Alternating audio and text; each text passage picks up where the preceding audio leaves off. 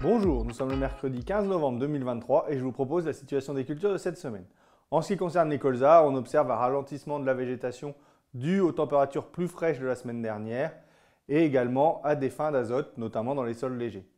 Au niveau des ravageurs, donc pour l'observation des larves d'altise, on en observe.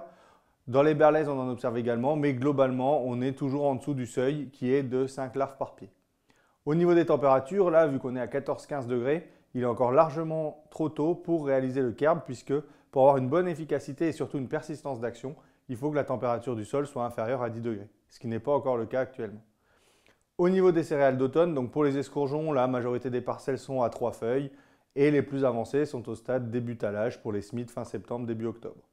Pour les blés, la majorité des parcelles sont au stade de feuilles, avec également quelques parcelles plus avancées à 3 feuilles, voire début talage pour les semis de fin septembre, début octobre.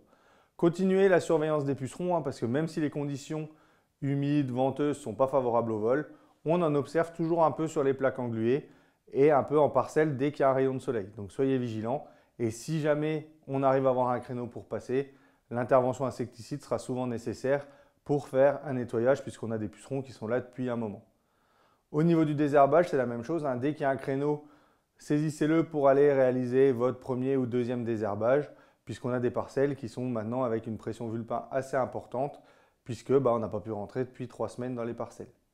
L'autre ravageur à surveiller sur les blés, ce sont les limaces puisqu'on est toujours quand même sur des températures assez douces, donc les limaces sont actives dès 8 degrés. En plus, avec l'eau, c'est favorable, notamment dans les sols argileux, les sols motteux, donc soyez vigilants puisqu'on en observe fréquemment dans ces sols. Le 15 novembre marque la bonne période pour les semis de protéagineux divers, que ce soit les pois ou les févroles. Ce sont deux cultures qui sont très sensibles au tassement du sol et aux problèmes de structure, donc soyez patients avant de semer, que l'eau descende un peu parce que sinon là, vous allez avoir des soucis, notamment derrière les roues du tracteur. En ce qui concerne les densités de semis, pour le pois, on va être entre 80 grains en limon et 115 en craie ou en sol argileux calcaire. Pour les févroles, on va être entre 30 et 35 grains. Ces deux cultures seront à désherber en priorité en post-semis prélevé, puisque c'est là qu'on a les matières actives les plus efficaces. Mais soyez vigilants, ne désherbez pas si de grosses pluies sont annoncées, puisque dans ces désherbements, il y a de la pendimétalline et on a des risques de phytotoxicité qui seront assez importants. Je vous souhaite une bonne semaine, à la semaine prochaine.